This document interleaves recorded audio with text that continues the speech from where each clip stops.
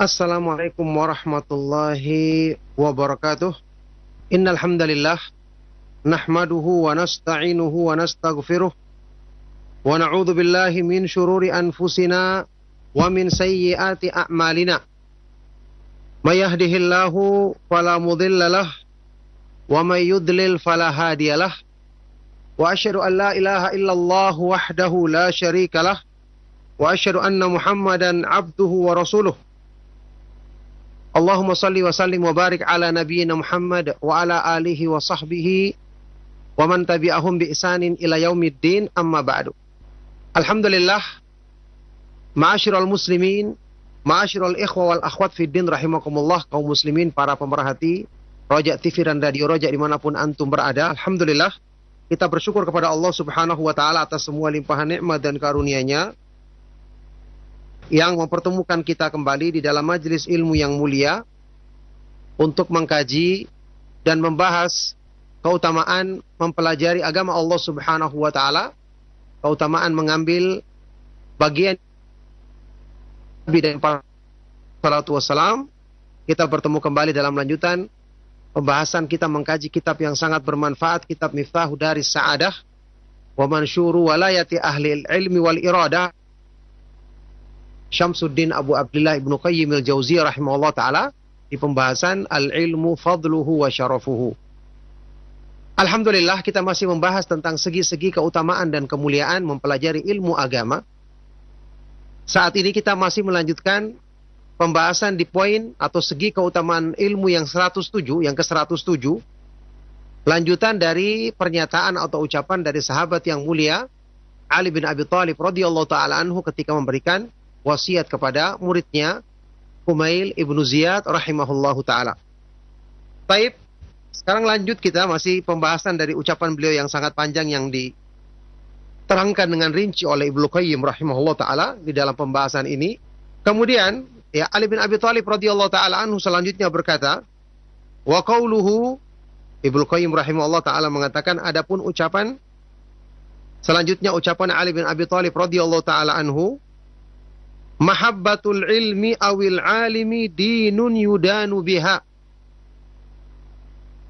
Mencintai ilmu agama atau mencintai orang yang berilmu. Ada dua riwayat, ada yang menyebutkan mahabbatul ilmi, ada yang mahabbatul alimi. Mencintai ilmu, atau dalam riwayat lain mencintai orang yang memiliki ilmu agama, mencintai para ulama. Ini adalah dinun yudanu biha, merupakan agama, merupakan ibadah untuk mendekatkan diri kita kepada Allah subhanahu wa ta'ala.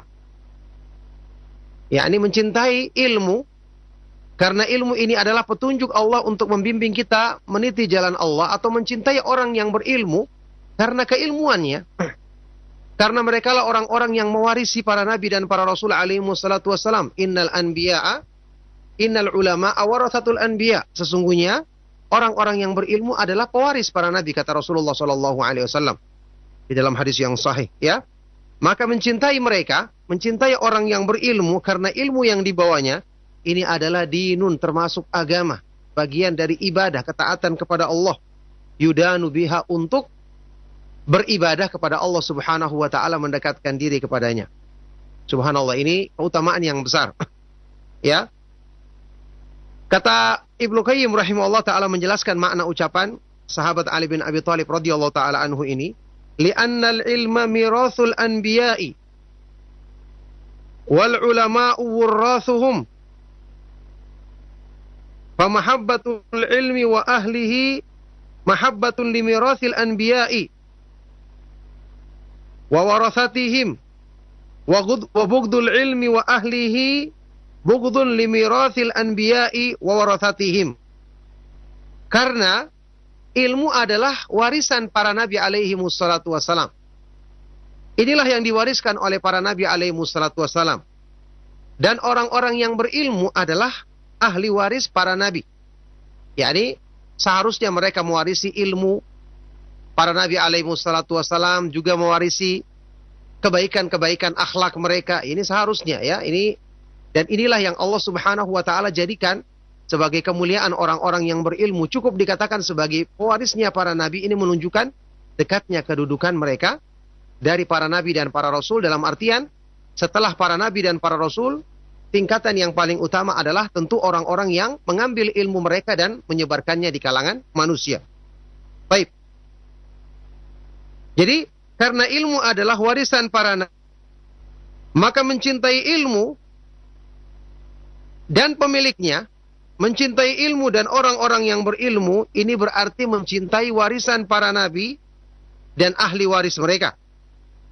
Sebagaimana membenci ilmu dan membenci orang-orang yang berilmu berarti membenci warisan para nabi dan ahli waris mereka.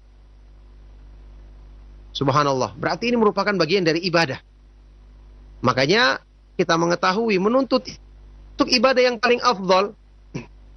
Bahkan sudah pernah kita nukilkan penjelasan dari Imam Ibn Rajab Al-Hambali rahimahullah ta'ala yang menyebutkan bahwa kebanyakan dari para ulama salaf menegaskan hal ini.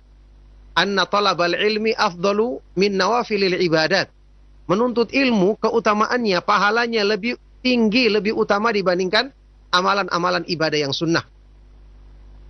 Makanya ilmu ini berhubungan dengan ibadah untuk mendekatkan diri kita kepada Allah Subhanahu wa taala. Kita ingat ya, di dalam Islam itu ya, yang namanya mencintai hal-hal yang berhubungan dengan agama, ini adalah ibadah dan keutamaan yang besar. Sebagaimana juga membenci atau memperolok-olok, melecehkan atau meremehkan hal-hal yang berhubungan dengan agama. Ini bukan hanya dosa besar, tapi bisa membawa kepada kekufuran. Ketika Allah Subhanahu wa taala berfirman misalnya di surat At-Taubah ya, dalam firman-Nya, "Qul a'udzubillahi minasyaitonir rajim. Qul abillahi wa ayatihi wa rasulihi kuntum tastahzi'un la ta'tadiru qad kafartum ba'da imanikum." Katakanlah, apakah terhadap Allah, terhadap ayat-ayatnya dan terhadap Rasulnya kalian berani memperolok-olok? Janganlah kalian meminta maaf, sungguh kalian telah kufur setelah beriman. Memperolok-olok ayat Al-Quran, memperolok-olok sunnah Rasulullah SAW atau sesuatu yang ditetapkan di dalam syariat Islam, hukumnya ini bisa menyebabkan kekufuran, keluar dari Islam. Na'udzubillahi min dzalik. Maka sebagian dari para ulama menjelaskan ini termasuk di dalamnya adalah membenci orang yang berilmu atau seorang ulama ahlu sunnah karena ilmu yang dibawanya, karena sikap berpegang teguhnya yang kuat terhadap sunnah Rasulullah SAW. Ini berbahaya, ya. Membenci seorang ulama karena ilmu yang dibawanya atau karena sunnah yang dipegang teguhnya, ini bisa menjadi sebab kekufuran. Makanya ini juga menjadi peringatan bagi orang-orang yang tidak senang dengan penyebaran ilmu sunnah, dengan kajian-kajian sunnah yang jelas-jelas ada dalilnya, apalagi membenci orang-orang yang menyebarkannya. Maka ini termasuk yang sangat besar yang tadi. Oleh karena itu, ya, di sini ditegaskan bahwa mencintai ilmu atau mencintai orang yang berilmu ini adalah termasuk bagian dari agama. Berarti membenci mereka ini adalah termasuk bagian dari keburukan yang sangat besar di dalam agama. A'udzubillahi min dzalik. Nah, kata Ibnu Qayyim rahimahullah taala selanjutnya, wa mahabbatul ilmi min alamatis sa'adati wa bughdul ilmi min alamatis syaqawati. Maka mencintai ilmu ciri-ciri tanda-tanda kebaikan. Ya jelas. Karena mencintai ilmu berarti kita mencintai petunjuk Allah Subhanahu wa taala dan Rasulnya. Ilmu kan menjelaskan petunjuk Allah, petunjuk Rasulnya sallallahu alaihi wasallam. Menjelaskan tentang cara beriman yang benar, bertauhid, mengenal akidah yang benar sesuai dengan pemahaman para sahabat radhiyallahu taala anhum ajma'in. Ya. Maka ilmu adalah sarana untuk mencapai semua itu. Kalau tujuannya mulia, maka berarti mencintai sarana untuk yang membawa kepada kemuliaan tersebut termasuk bagian dari mencintai kemuliaan tersebut, termasuk bagian dari ibadah yang agung tersebut. Nah, wa hadza kulluhu innama huwa fi ilmi ar-rusul ja'u bihi alaihi wa warathuhu lil ummati la fi kulli ma yusamma ilman. Jadi beliau ingatkan di sini, maka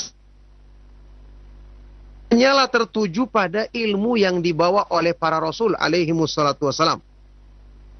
Ilmu yang dibawa oleh dalam petunjuk para rasul alaihi wassalatu wassalam yang mereka wariskan kepada umatnya, ya ini ilmu agama, ilmu untuk mengenal Allah, untuk mentauhidkan Allah dengan benar, ilmu tentang keimanan, tentang sholat, tentang puasa, tentang ibadah-ibadah yang disyariatkan di dalam Islam.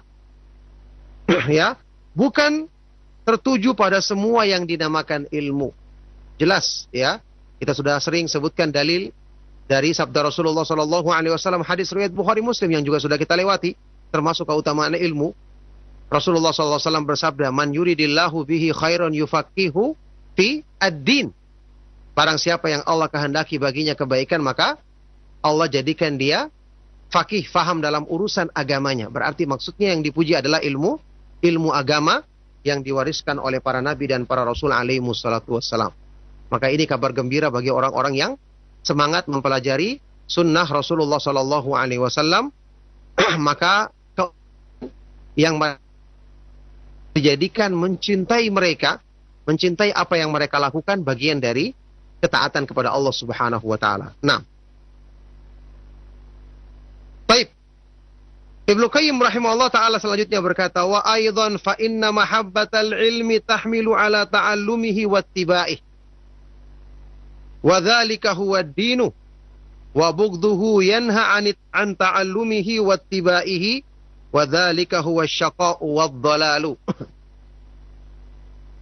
Wa aidan juga, ya, sudut pandang yang lain atau makna yang lain, sesungguhnya mencintai ilmu akan membawa kita untuk semangat mempelajarinya dan mengikutinya. Kita akan semakin semangat mengerjakan sesuatu kalau kita mencintainya. Ya, maka mencintai ilmu ini akan membawa kita untuk semangat mempelajari dan mengikutinya, dan inilah agama. Inilah ibadah ketaatan kepada Allah Subhanahu wa taala.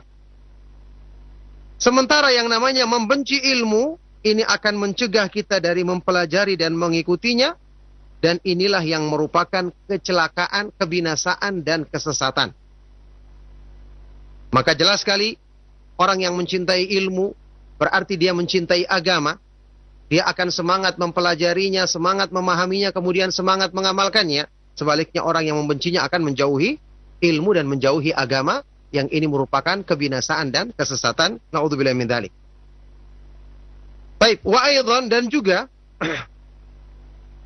sudut pandang yang lain, fa innallaha subhanahu alimun yuhibbu kulla alim. Allah Subhanahu wa taala adalah Al-Alim, yang Maha mengetahui. Di antara nama-nama Allah Subhanahu wa taala yang Maha indah adalah Al-Alim. Ya, yang Maha mengetahui. Innallaha alimun hakim. Allah Subhanahu wa taala Maha mengetahui, maka Allah mencintai semua orang yang berilmu. Semua orang yang berilmu dicintai oleh Allah Subhanahu wa taala. Wa innama yada'u ilmahu indaman yuhibbuhu, dan Allah Subhanahu wa taala memberikan pemahaman ilmu agama kepada orang yang yasha wa may yu'tal hikmata faqad utiya khairan katsira. Allah memberikan ilmu, hikmah, pemahaman agama terhadap orang yang dikehendakinya, dipilihnya. Dan barang siapa yang diberikan padanya pemahaman agama, berarti telah dilimpahkan kepadanya banyak kebaikan. Kebaikan yang berlimpah. Jadi menunjukkan Allah Subhanahu wa taala mencintainya karena memberikan baginya keistimewaan dari hamba-hamba yang dipilih oleh Allah Subhanahu wa taala. Faman ahabbal ilma wa ahlahu faqad ahabba ma ahabballah wa dzalika mimma yudanu bih. Maka barang siapa yang mencintai ilmu dan orang-orang yang berilmu, berarti sungguh dia mencintai apa yang dicintai oleh Allah, dan ini merupakan bagian dari agama, ibadah untuk mendekatkan diri kepada Allah Subhanahu wa taala. Maka ini jelas sekali menggambarkan tentang keutamaan dan kemuliaan ilmu, ya, karena mencintai mereka, mencintai ilmu yang mereka bawa adalah termasuk bagian dari ibadah ketaatan kepada Allah Subhanahu wa taala. Baik. Selanjutnya masih ucapan Ali bin Abi Thalib radhiyallahu taala anhu, beliau berkata, wa qauluhu al-ilmu yuksibul alima ta'ata fi hayatihi wa jamila dzikri ba'da mamatihi. Keutamaan ilmu yang lain. Ilmu itu akan kepada orang yang berilmu, kepada pemiliknya, at-ta'ata, ketaatan di dalam hidupnya, dalam hidupnya, dan disebut dengan kebaikan, dikenang dengan kebaikan setelah wafatnya. Hidupnya dimuliakan dengan orang-orang mentaatinya, setelah mati pun dia selalu dipuji, didoakan kebaikan, disebut namanya dengan doa rahimahullah. Kalau para sahabat radhiyallahu taala anhum ajma'in, kalau para ulama rahimahumullah, semoga Allah merahmatinya, ya. Jadi ketika hidup mereka ditaati, dimuliakan, dan ketika mati pun mereka selalu mendapatkan jamilah dzikir, penyebutan yang baik, dikenang dengan kebaikan. Yuksibuhu dzalika ay yaj'aluhu kasaban lahu wa yuwarrithuhu iyyahu.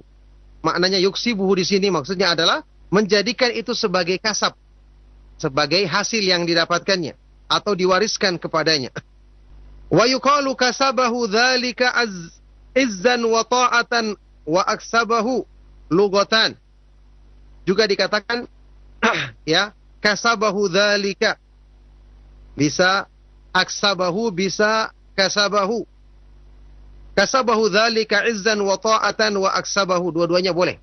Bisa kasabahu atau aksabahu. Ya. Wa minhu haditsu Khadijah radhiyallahu anha, beliau terangkan secara bahasa di sini. Di antara yang menunjukkan makna ini adalah hadis riwayat Bukhari Muslim dari Aisyah radhiyallahu taala anha ketika dia menghibur Rasulullah sallallahu alaihi wasallam, "Innaka latasilur rahima wa tasduqul haditsa wa tahmilul kalla wa taksibul ma'dum." Sesungguhnya engkau benar-benar menyambung silaturahim, menyambung hubungan silaturahim, jujur dalam berkata, menanggung beban dan mengusahakan yang tidak ada. Baik. Waruya bi fathi ta'i wa dhammiha. Diriwayatkan di sini tuksibu, bisa juga taksibu. Artinya tuksibul mala wal ghina. Ya, engkau mengusahakan, wa hadha huwa shawab. Inilah makna yang benar. Ada juga yang mengatakan tentang makna hadis ini, barang siapa yang meriwayatkannya dengan dhammah tuksibu, ya, maka itu dari aksabahu malan wa izzan, dia mengusahakan baginya harta dan kemuliaan. Adapun yang meriwayatkannya dengan fathah taksibu, maknanya adalah taksibu antal malal ma'duma bima'rifatika wa khidkika bittijarah. Engkau mengusahakan harta yang tidak ada dengan pengetahuanmu dan kecerdasanmu berdagang. Tentu saja ini makna yang kedua diingkari oleh Imam Ibnu Qayyim rahimahullah taala. Beliau mengatakan ma'adallahi min hadzal faham. Kita berlindung kepada Allah dari pemahaman ini. Wa Khadijah radhiyallahu anha ajallu qadran min takallumiha bihadza fi hadzal maqamil azim an taqula li Rasulillah sallallahu alaihi wasallam abshir fa wallahi la yukhzikallahu innaka taksibud dirhama wad dinara wa tuhsinut tijarah. Karena Khadijah radhiyallahu taala anha terlalu tinggi, terlalu besar kemuliaannya, sehingga tidak mungkin mengucapkan ucapan ini di tempat yang sangat agung ini ketika dia sedang menghibur Rasulullah sallallahu alaihi wasallam. Dia berkata kepada Rasulullah, bergembiralah kamu, sungguh demi Allah, Allah tidak akan menghinakanmu karena engkau mengusahakan, ya, dirham dan dinar, uang emas dan uang perak, dan bagus dalam berdagang. Ini tidak mungkin diucapkan oleh Aisyah radhiyallahu taala anha karena ini bukan sesuatu yang kembali kepada untuk sesuatu yang dicintai oleh Allah Subhanahu wa taala. Nah, kata Ibnu Qayyim, wa mislu hadhihi at-tahrifati innama tudhkaru li alla yughtarra biha fi tafsiri kalamillahi wa rasulih. Ya, dan tahrif, ya, perubahan-perubahan makna seperti ini hanyalah disebutkan supaya kita tidak terpedaya, tidak tertipu ketika menafsirkan ucapan Allah Subhanahu wa taala atau firman Allah Subhanahu wa taala dan sabda Rasulnya sallallahu alaihi wasallam. Baik, wal maksud, kesimpulannya apa yang disebutkan di sini, inna qaulahu, bahwa ucapan Ali bin Abi Thalib di sini, al ilmu yuksibul alima ta'ata fi hayatihi, artinya ay yaj'aluhu muta'an, ilmu itu menjadikan pemiliknya ditaati oleh manusia. Li'anna al-hajata ilal ilmi amatun likulli ahadin minal muluki faman dunahum. Ya, karena kebutuhan terhadap ilmu ini sifatnya umum. Semua orang membutuhkannya. Baik itu para raja maupun orang-orang yang di bawah mereka. Para raja ketika ingin melakukan ibadah, seperti sudah pernah kita sebutkan, ketika orang tabi'in yang mulia yang dikatakan sebagai orang yang Mekah, yang menguasai masalah manasik haji dan umroh. Semua orang yang datang ke Mekah untuk menunaikan ibadah haji, rata-rata ingin bertemu dengan beliau untuk bertanya. Sampai pun para raja, para khalifah, ya sampai-sampai disebutkan ketika ada khalifah yang datang, dia sedang melaksanakan sholat, mereka duduk. Mereka menunggu sampai dia selesai baru bertanya kepadanya. Karena semua orang membutuhkan ilmu beliau, baik dari kalangan orang-orang yang besar, pembesar seperti para raja maupun orang-orang yang kedudukannya di bawah. Nah, fakullu ahadin muhtajun ila ta'atil alimi fa innahu ya'muru bi ta'atillahi wa rasulihi fayajibu 'alal khalqi ta'atuhu. Maka semua orang butuh untuk mentaati orang yang berilmu.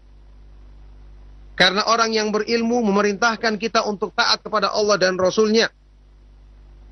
Maka wajib bagi semua manusia untuk mentaati orang yang berilmu. Untuk mentaati orang yang berilmu. Nah, qala ta'ala, bagaimana yang disebutkan dalam firman Allah Subhanahu wa taala di surat An-Nisa ayat 59, ya ayyuhalladzina amanu athi'ullaha wa athi'ur rasula wa ulil amri minkum.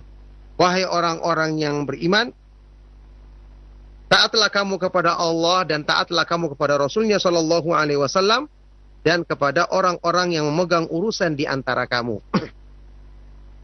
Ya, ini diperintahkan untuk mentaati Allah Subhanahu Wa Taala dan Rasulnya dan kepada orang-orang yang memegang urusan di antara kamu. Fusira ulul amri atau ulil amri bil ulama. Ulil amri yang dimasukkan di sini yang memegang urusan di sini ditafsirkan, sebagian ulama menafsirkannya dengan al ulama, orang-orang yang berilmu, para ulama. Ya, bagaimana dinukilkan di sini dari ucapan sahabat yang mulia Abdullah ibnu Abbas radhiyallahu taala anhuma. Beliau mengatakan humul fuqaha wal ulama'u ahli din. Maksudnya orang-orang yang memegang urusan di sini adalah al fuqaha, orang-orang yang faham agama, para ulama, orang-orang yang ahli dalam masalah agama. Alladzina yu'allimuna an-nasa dinahum, orang-orang yang mengajarkan agama kepada manusia. Aujaballahu ta'ala ta'atahum, Allah wajibkan untuk mentaati mereka. Karena mentaati mereka dalam kebaikan merupakan bagian dari taat kepada Allah Subhanahu wa taala dan Rasulnya. Wa hadha qaulu Mujahidin wal Hasani wad Dhahhak wa ihdar riwayataini 'anil Imam Ahmad.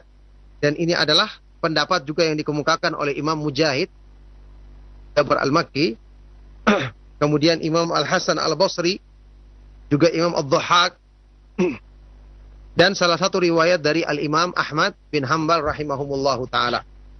Ini salah satu pendapat tentang penafsiran ayat tadi. Orang-orang yang memegang urusan adalah orang-orang yang paham ilmu agama, yaitu para ulama Ahlus Sunnah. Nah, wa fussira, ada lagi yang menafsirkannya, ya. Wa fussiru bil umara, ada yang menafsirkannya dengan para umara, yakni para penguasa, pemerintah. Ya, orang-orang yang memegang kekuasaan pemerintahan. Wa huwa qaulu Ibn Zaid, ini pendapat dari Imam Ibn Zaid. Wa ihdar riwayat an Ibni Abbasin wa Ahmad, dan juga salah satu riwayat dari sahabat Abdullah ibnu Abbas radhiyallahu taala anhuma dan juga Imam Ahmad rahimahumullahu taala. Ayatu tatanawaluhuma, ayat ini meliputi dua makna dalam tafsir tersebut. Wajib kita mentaati orang-orang yang berilmu dan orang-orang yang memegang kekuasaan pemerintahan selama dalam hal yang tidak bermaksiat kepada Allah Subhanahu wa taala. Tentu saja itu adalah merupakan maksiat, kita harus nasihati mereka dengan cara yang baik berdasarkan apa yang diterangkan di dalam manhaj Ahlus Sunnah wal Jamaah. Nah, jadi ayat ini maknanya meliputi dua golongan manusia tersebut, para ulama dan umara. Fata'atu wulatil amri wajibatun idza amaru bi ta'atillahi wa rasulih. Maka mentaati para umara, orang-orang yang pemegang kekuasaan ini wajib jika mereka memerintahkan untuk mentaati Allah dan Rasulnya. Jika mereka memerintahkan untuk yang sesuai dengan ketaatan kepada Allah dan Rasulnya.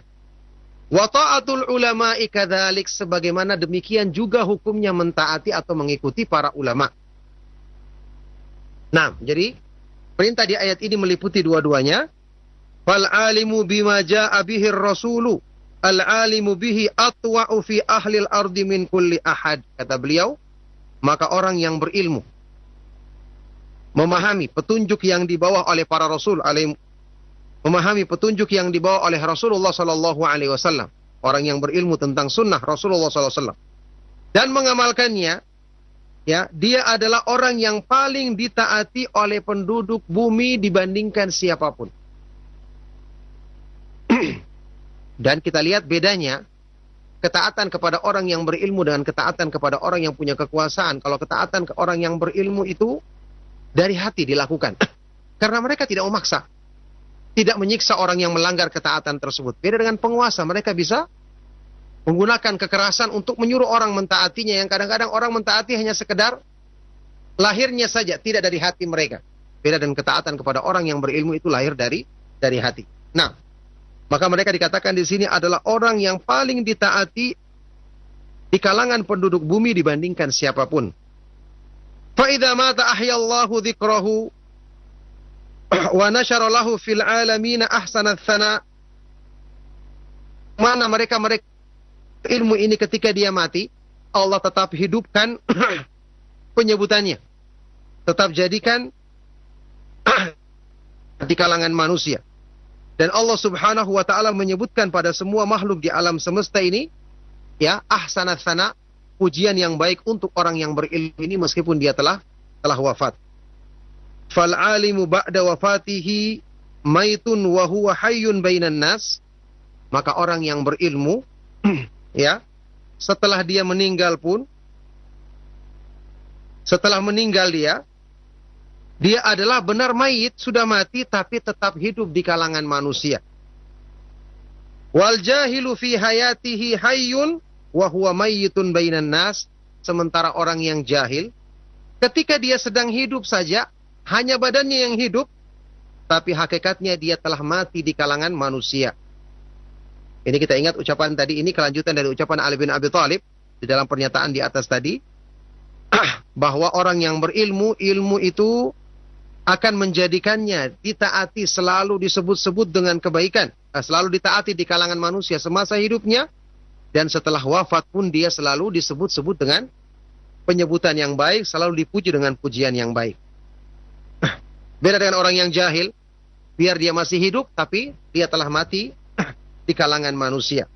Makanya dibawakan di sini beberapa syair, ya. Kamakilah, sebagaimana pernyataan seorang penyair yang mengatakan, wa fil jahli qabla al-mauti mautun li ahli wa ajsaduhum qabla al-quru wa arwahuhum fi wahsyatin min jusumihim wa laysa lahum hatta nusyuri nusyuru.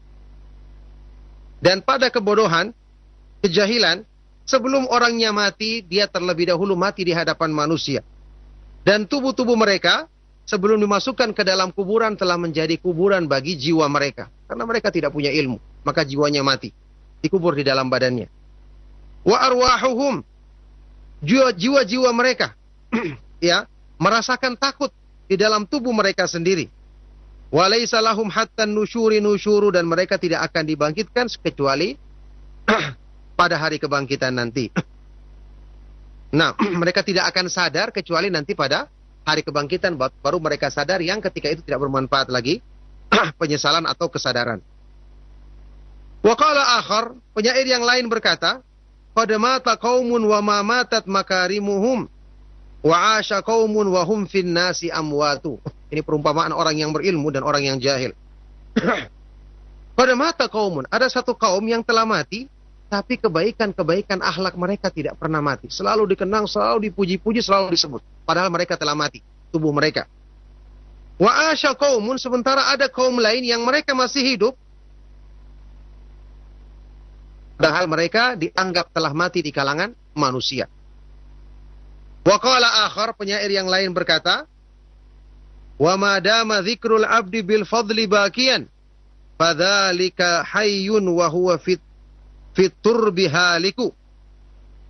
Selama penyebutan seorang hamba tentang keutamaannya selalu ada di kalangan manusia, maka itulah orang yang hidup yang sesungguhnya, meskipun dia telah binasa, telah mati, ditanam di dalam tanah.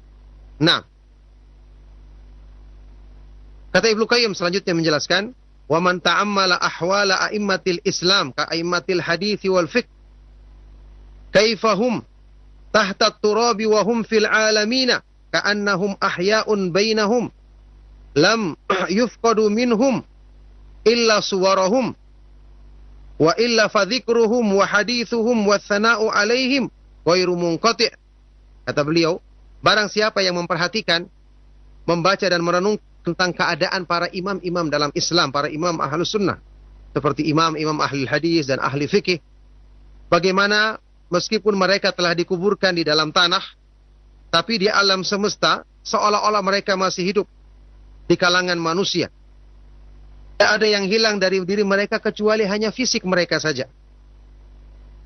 Wa illa fadzikruhum, ya, karena penyebutan mereka, pembicaraan dan pujian terhadap mereka tidak pernah terputus. Selalu disebutkan di kalangan manusia. Hadhihi hiyal hayatu haqqan, inilah kehidupan yang sesungguhnya. Orangnya telah mati tapi penyebutan kebaikan-kebaikannya selalu disebutkan di kalangan manusia. Doa-doa kebaikan kita ucapkan rahimahumullah, radhiyallahu anhum, selalu diucapkan setiap kali kita menukilkan ucapan-ucapan dan nasihat-nasihat mereka yang indah.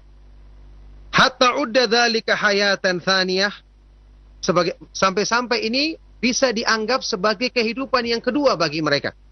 Kama qala al-Mutanabbi, sebagaimana ucapan seorang penyair al-Mutanabbi yang berkata, dzikrul fata aishuhu tsani wa hajatuhu ma fatahu wa fudulul aishi ashghalu.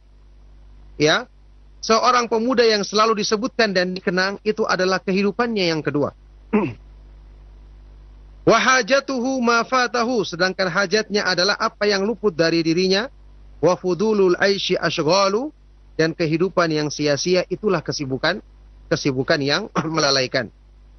Yang jelas ini adalah pujian bagi orang-orang yang berilmu, dengan mereka selalu dikenang setiap kali kalimatnya dibaca, setiap tulisannya atau nukilan kalaman ucapannya disebutkan, maka selalu mereka dipuji, didoakan dengan kebaikan. Maka inilah kehidupan yang kekal abadi, padahal tubuh mereka telah masuk ke dalam kuburan, tapi pujian bagi mereka senantiasa disebutkan sampai terjadinya hari kiamat nanti. Barakallahu fikum, ini keutamaan yang besar yang tentu menjadi motivasi kebaikan bagi kita semua. Insya Allah cukup sampai di sini apa yang bisa kita baca dari keterangan Imam Ibnu Qayyim rahimahullah ta'ala menjelaskan makna ucapan dari sahabat yang mulia Ali bin Abi Thalib radhiyallahu ta'ala anhu. Semoga apa yang kita bahas dan kita kaji bermanfaat, dan di sisa waktu yang ada saya persilakan bagi antum yang ingin menyampaikan pertanyaan-pertanyaan yang perlu ditanyakan. Barakallahu fikum. Sallallahu wasallam wa barak ala nabiyina Muhammad wa ala alihi wa sahbihi wa man tabi'ahum bi ihsanin ila yaumiddin. Walhamdulillahirabbil alamin. Silakan. Ustaz, jazakallah khairan Ustaz atas materi yang telah sampaikan di kesempatan pagi hari ini, dan ikhwatal Islam a'azani Allah wa iyyakum. Untuk selanjutnya kita akan simak bersama sesi interaktif soal jawab. Dan bagi Anda yang ingin bertanya, memperdalam materi yang disampaikan oleh beliau, Anda dapat menghubungi kami secara langsung di 0218236543, ataupun Anda dapat bertanya melalui pesan singkat melalui chat WA di 0819896543. Nah, untuk yang pertama kita angkat mulai telepon terlebih dahulu. Ya, silakan. Halo, assalamualaikum. Waalaikumsalam warahmatullahi wabarakatuh. Dengan siapa Bapak dan berada di mana? Dengan Yasin di Sulawesi Selatan. Baik, dengan Pak Yasin ya. Silakan Pak Yasin. Ustaz mau bertanya.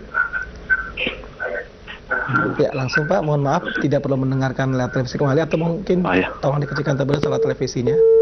Kontrol terputus. Kita tunggu kembali Pak Yasir untuk bertanya dari Sulawesi Selatan, dan selanjutnya kita angkat pertanyaan berikutnya. Silakan. Kami informasikan juga kepada antum semuanya, bagi antum yang ingin bertanya, mohon untuk mengecilkan suara radio atau televisi terlebih dahulu dan cukup menyimak melalui telepon saja pertanyaannya. Silakan. Bobi di Kampung Baru Haji Naimun. Ya, baik. Dengan Pak Bobi. Silakan Pak Bobi. Baik, terputus kembali. Kita tunggu kembali pertanyaan selanjutnya dari para penelpon di 0218236543. Silakan. Ya, silakan. Halo, assalamualaikum. Waalaikumsalam warahmatullahi wabarakatuh. Dengan siapa Ibu dan berada di mana? Nenek Kasih, Sumatera Utara, Padang Lawas, Pak. Nenek Kafif di Sumatera Utara. Baik, silakan Ibu. Ya, silakan Bu. Ya, yang saya tanyakan Ustadz, ini ya Ustadz, pengajian kita ini kan cuma mengaji Al-Quran Ustadz. Ya. Terus ngaji setiap satu ayat kita baca artinya. Setiap ayat kita baca artinya. Apa itu termasuk kita udah mengerjakan tuntunan Nabi ya Ustadz? Mohon penjelasannya Ustadz. Baik, terima kasih Ibu. Cukup Bu ya? Baik. Cukup. Baik. Kepada Ustadz kami persilakan untuk menjawab. Silakan Ustadz. Ya, barakallahu fikum. Pertanyaan yang sangat baik sekali dari atau beliau yang bertanya dari Sumatera Utara tadi atau Sumatera Barat ya. Sumatera Utara ya. Semoga Allah Subhanahu wa taala senantiasa melimpahkan kebaikan dan keberkahannya kepada beliau, kepada keluarga dan kepada kita semua. Beliau bertanya tentang pengajian yang mereka adakan, dia membaca satu ayat Al-Qur'an, kemudian dibaca terjemahannya. Apakah itu sudah termasuk kebaikan mempelajari ilmu agama? Kita katakan alhamdulillah, belajar Al-Quran mungkin termasuk juga mempelajari cara membacanya dengan benar, tajwidnya, makhrajnya. Ini adalah termasuk belajar Al-Quran yang keutamaannya besar. Kemudian mempelajari kandungan maknanya, membaca terjemahan dengan terjemahan yang kita percaya terjemahannya benar. Ya, misalnya seperti terjemahan yang mungkin kita dapatkan dari kerajaan Arab Saudi, ya paling tidak walaupun ada salahnya malah tidak begitu banyak, ya, maka ini juga kebaikan besar. Insya Allah termasuk yang disebutkan di dalam sabda khairukum man ta'allama al-Qur'ana wa 'allamahu. Sebaik-baik kalian adalah orang yang mempelajari Al-Quran dan mengajarkannya. Cuma lebih baik lagi kalau disertai dengan membaca tafsirnya Ibu, ya. Membaca tafsirnya meskipun tafsir yang ringkas saja. Alhamdulillah sekarang terjemahan tafsir Ibnu Katsir ringkasannya juga ada. Terjemahan tafsir Taisirul Karimur Rahman Syekh Abdurrahman bin Nasir As-Sa'di yang sangat indah juga tafsirnya ini. Bisa kita baca ringkasannya, atau ada salah seorang mungkin di antara yang lain yang bisa membimbing membacakan tafsir tersebut. Terjemahannya kita ketahui makna secara garis besarnya, kemudian tafsirnya ada hal-hal yang diterangkan yang bisa kita ambil pelajaran lebih tinggi atau lebih luas dibandingkan apa yang sekedar kita baca dalam terjemahannya. Maka ini lebih baik lagi karena tafsir-tafsir tersebut menafsirkan ayat-ayat Al-Quran tadi dengan ayat yang lain, kemudian dengan hadis Rasulullah SAW, dengan ucapan sahabat yang dibawakan dengan ringkas, yang ini bisa sangat berfaedah untuk menambah ilmu kita. Dan inilah yang merupakan makna mempelajari Al-Quran yang sesungguhnya yang keutamaannya sangat besar di sisi Allah Subhanahu wa Ta'ala. Nah, barakallahu fiik. Nah, Ustaz Taufik, barakallah, jazakallah khairan Ustaz atas jawaban antum sampaikan. Demikian jawaban untuk Nenek Kafi yang berada di Sumatera Utara. Mudah-mudahan dapat difahami dengan baik jawaban yang telah beliau sampaikan. Nah, kata Islam azani Allahu ayyakum, masih kita angkat kembali pertanyaan melalui telepon di 021 823 6543. Nah, silakan. Ya, silakan. Ya, silakan. Assalamualaikum. Waalaikumsalam warahmatullahi wabarakatuh. Dengan siapa Bapak dan berada di mana? Bapak Kaderan dari Balikpapan. Bapak Kaderan di Balikpapan. Silakan Pak. Mau bertanya. Ya, silakan. Mengenai soal adanya orang meninggal itu loh. Nah, kenapa Pak? Kan aku lihat tuh kalau di kampungku di Jawa sana, adanya pas nyolatkan di rumah. Tapi kalau aku di balik papan, adanya itu di kuburan. Yang betul itu yang mana? Baik. Terima kasih Pak. Cukup Pak? Assalamualaikum. Waalaikumsalam warahmatullahi wabarakatuh. Nah Ustaz, silakan Ustaz. Tadi saya kurang jelas. Itu maksudnya tadi adzannya ya? Adzan? Ya. Adzan ya? Adzan maksudnya adzan yang dikumandangkan untuk sholat itu? Baik Ustaz, beliau bertanya Ustaz tentang di Pakadaran di Balikpapan, beliau bertanya tentang mana yang benar ketika ada orang yang meninggal, apakah adzannya di rumah ataukah ketika di kuburan, karena beliau mendapatkan seperti itu Ustaz, ketika di rumahnya adalah di rumah dan kalau di Balikpapan di kuburannya Ustaz. Mana yang benar Ustaz? Silakan Ustaz. Ya, barakallahu fikum. Pertanyaan yang sangat baik dari beliau, Bapak yang ada di Kalimantan. Semoga Allah Subhanahu wa taala senantiasa melimpahkan kebaikan kepada beliau, kepada keluarga dan kepada kita semua. Tapi pertanyaannya tentang adzan. Ketika di Jawa katanya dia dapatkan adzan dikumandangkan di rumah ketika orang meninggal ya. Adapun ketika di Kalimantan dia dapatkan adzan dikumandangkan di kuburannya. Ya. Jawabannya dua-duanya tidak ada. Adzan untuk orang yang meninggal tidak ada dalam sunnah Rasulullah Sallallahu Alaihi Wasallam. Adzan dikumandangkan untuk sholat. Adzan itu kan panggilan sholat, kan ada hayya ala sholah, hayya ala sholah, hayya ala falah, hayya ala falah, itu dikumandangkan untuk sholat. Dan hadis-hadis yang menyebutkan tentang adzan, ya seperti hadis yang sahih tentang peristiwa pensyariatan adzan pertama kali yang dilihat dalam mimpi oleh seorang sahabat radhiyallahu taala anhu, Abdullah ibnu Zaid ibnu Tha'labah ibnu Abdi Rabbih, ya, yang kemudian juga dilihat oleh Umar ibn Khattab dalam mimpinya. Ini berhubungan dengan ketika Rasulullah Shallallahu Alaihi tahun pertama hijrah ke Madinah, ketika menunaikan sholat, mengumpulkan orang-orang sholat ini kan butuh panggilan. Tadinya Rasulullah Sallallahu Alaihi Wasallam ingin menggunakan semacam trompet seperti sholat. Kemudian juga Rasulullah Sallallahu Alaihi Wasallam ingin menggunakan bel lonceng seperti orang-orang Nasrani. Kemudian turunlah wahyu dalam mimpi. Melalui mimpinya seorang sahabat yang mengajarkan lafaz adzan seperti yang kita sering dengar sekarang. Itu tujuannya untuk memanggil sholat, bukan untuk ibadah-ibadah yang lain. Jadi tidak ada pensyariatan ketika menguburkan jenazah baik di rumah maupun di kuburan dengan mengumandangkan adzan. Nah, barakallahu fikum. Nah, Ustaz Taufik barakallah, jazakallah khairan Ustaz atas jawaban yang telah antum sampaikan. Demikian jawaban untuk Pak Kadaran di Balikpapan, Kalimantan. Mudah-mudahan dapat difahami dengan benar atas pertanyaan yang telah diajukan dan jawabannya telah diberikan. Untuk pertanyaan berikutnya kita angkat pertanyaan melalui pesan singkat. Assalamualaikum warahmatullahi wabarakatuh. Ustaz, perkenalkan nama saya ingin bertanya Ustaz, nama saya Intan. Saya ingin bertanya, jika hati selalu mengingat Allah, nama-namanya dan sifat-sifatnya, dan terkadang selalu hadir keinginan untuk berbuat baik, apakah yang demikian adalah ciri-ciri orang yang beriman Ustaz? Silakan Ustaz. Ya, barakallahu fiik, pertanyaan yang sangat baik sekali dari beliau yang bertanya.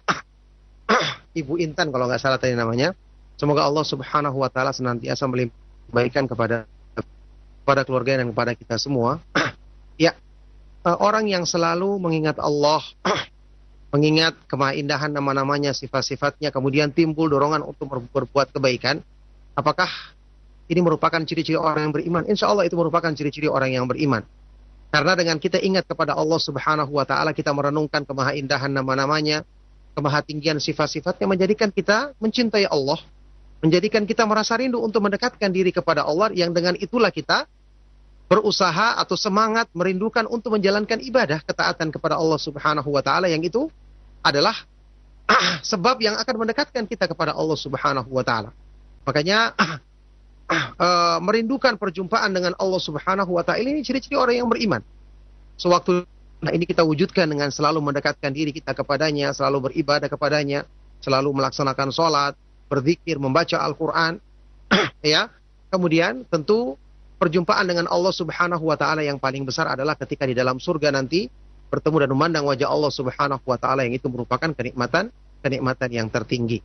Maka jelas ciri-ciri orang yang beriman adalah seperti yang disebutkan tadi di dalam hadis yang sahih. Rasulullah sallallahu alaihi wasallam bersabda, "Man sarratuhu hasanatuhu wa sa'atuhu sayyi'atuhu fa huwa mu'min." Yang gembira untuk melakukan perbuatan baik, senang melakukan perbuatan taat, dan sedih ketika melakukan keburukan, maka dia adalah orang yang beriman dengan iman yang benar.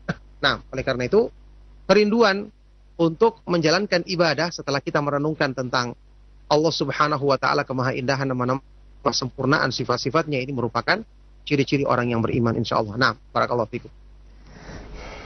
Nah, Ustaz Wafik barakallah jazakallah khair atas jawaban yang sampaikan Ustaz, dan demikian jawaban yang telah ditanyakan oleh Ibu Intan, mudah-mudahan dapat difahami dengan baik dan benar. Untuk pertanyaan berikutnya kita masih angkat kembali pertanyaan melalui pesan singkat Ustaz, chat WA dari Tantan di Bogor. Beliau bertanya tentang masalah menghormati orang yang berilmu Ustaz. Apakah hukumnya mencium tangan seorang ustaz atau guru kita Ustaz? Barakallahu fiik. Iya, barakallahu fikum. Pertanyaan yang sangat baik sekali dari beliau yang ada di Bogor tadi kalau tidak salah. Semoga Allah Subhanahu wa taala senantiasa melimpahkan kebaikan kepada beliau dan kepada kita semua. Masalah mencium tangan orang yang berilmu atau seorang ustadz atau seorang yang kita muliakan dalam urusan agama. Kita ketahui pertama disyariatkan di dalam Rasulullah SAW. Ini yang saya jelaskan adalah kesimpulan dari apa yang diterangkan oleh Syekh Muhammad Nasiruddin Al-Albani rahimahullah ta'ala tentang hukum mencium tangan ini. Yang diterangkan, disunahkan dalam sunnah Rasulullah SAW dalam hadis-hadis yang sahih, ketika bertemu dan berpisah adalah kita berjabat tangan, bersalaman. Ya, Rasulullah SAW bersabda, "Ma min muslimaini yaltaqiyani fayatasafahani illa ghufira lahu ma qabla an yatafarraqa." Tidaklah dua orang muslim bertemu kemudian saling berjabat tangan, ya. Tentu di sini tidak termasuk laki-laki dan perempuan yang bukan mahram tentu saja. Bertemu dan berjabat tangan kecuali akan diampuni dosa-dosa keduanya sebelum mereka berpisah. Demikian pula waktu berpisah, berjabat tangan juga ada keutamaannya tersendiri. Baik. Sekarang masalah mencium tangan. Dari riwayat-riwayat yang sahih tentang perbuatan sahabat Rasulullah SAW, mereka tidak melakukan atau tidak sering melakukan yang namanya mencium tangan, ya. Yang mereka lakukan ketika bertemu dengan Rasulullah SAW adalah berjabat tangan atau berpelukan, sebagaimana disebutkan dalam sebagian riwayat ketika habis melakukan safar, ya mu'anaqah, saling berpelukan. Itu ada riwayat. Adapun mencium tangan sendiri, kalau ditujukan terhadap orang yang berilmu atau seorang ustadz atau kiai atau orang yang ditokohkan, tujuannya adalah kita mengambil berkah dengan mencium tangannya, menyentuh tangannya, maka jelas ini perbuatan yang batil yang bisa membawa kepada penyimpangan di dalam masalah akidah atau keyakinan, bisa menyerempet kepada hal-hal yang membawa kepada kesyirikan. Ya, makanya untuk orang-orang yang berilmu atau orang yang kita tokohkan, cukup kita bersalaman dengan dia untuk menunjukkan penghormatan kepadanya. Kalau misalnya kita habis perjalanan jauh, kita bertemu dan berpelukan, ini sudah cukup untuk menunjukkan penghormatan kita kepadanya. Kalau misalnya kepada orang tua kita lakukan sekali-sekali dengan mencium tangan mereka tanpa kita menunduk yang berlebihan atau memeluk mereka, maka ini sebagai bentuk penghormatan kepada orang tua, asal tidak dilakukan sering-sering juga tidak mengapa. Tidak mengapa ya. Jadi perlu dilihat di sini dari sunnah Rasulullah Sallallahu Alaihi Wasallam, kalau kita bertemu, sekedar bertemu dan berpisah, cukup dengan berjabat tangan. Ya, cukup dengan hal ini kita lakukan untuk memberikan penghormatan dan terhadap mereka. Adapun untuk mencium tangan dengan tujuan seperti tadi, kalau tujuannya untuk mencari berkah, maka ini jelas yang tidak diperbolehkan. Kalau hanya sekedar dalam rangka menunjukkan sayang kita kepada mereka, maka ini diperbolehkan selama tidak begitu sering-sering dilakukan. Nah, barakallahu fikum. Nah, Ustaz Wafik barakallah jazakallah khairan Ustaz atas jawaban yang telah antum sampaikan Ustaz. Dan untuk berikutnya kita akan angkat pertanyaan terakhir Ustaz melalui telepon di 021 823 6543. Naam, silakan. Ya, silakan. Assalamualaikum warahmatullahi wabarakatuh, Ustaz. Waalaikumsalam warahmatullahi wabarakatuh. Dengan siapa Bapak ini dan di mana? Dengan Pak Mul di Medan, Ustaz. Pak Mul di Medan, silakan Pak Mul. Nah, izin bertanya, Ustaz. Di tempat kami ini sebelum adzan, Ustaz, sebelum adzan muadzinnya membaca surat Al-Ahzab ayat 56. Innallaha wa malaikatahu yusholluna 'alan nabi dan seterusnya sampai selesai. Kemudian muadzinnya adzan.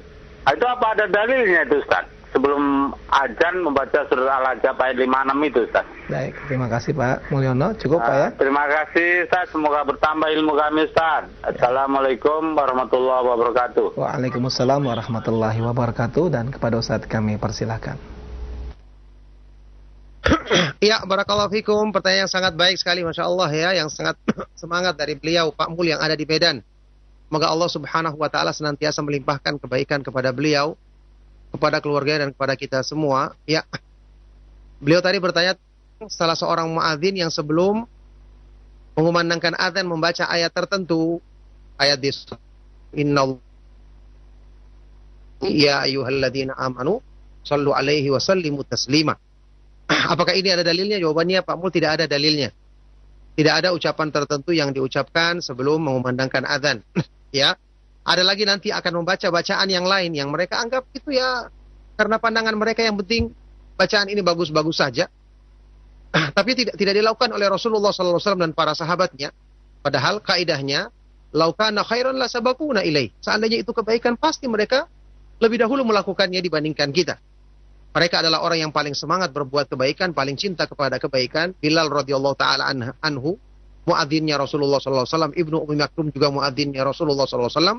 Tidak pernah disebutkan dalam riwayat-riwayat tentang adzan mereka membaca ayat ini atau bacaan yang lain sebelum mengumandangkan adzan. Jadi ini tidak ada dalilnya dan ini bukanlah kebaikan, karena kalau seandainya kebaikan pasti telah dicontohkan oleh Allah Subhanahu wa taala, telah dicontohkan oleh Rasulullah sallallahu alaihi wasallam dan para sahabat radhiyallahu taala anhum ajmain. Dan kita di kesempatan pagi hari ini, semoga apa yang kita bahas dan kita kaji bermanfaat dan menjadi sebab kebaikan untuk dunia dan akhirat kita. Cukup sampai di sini. Mohon maaf atas segala yang salah dan kurang.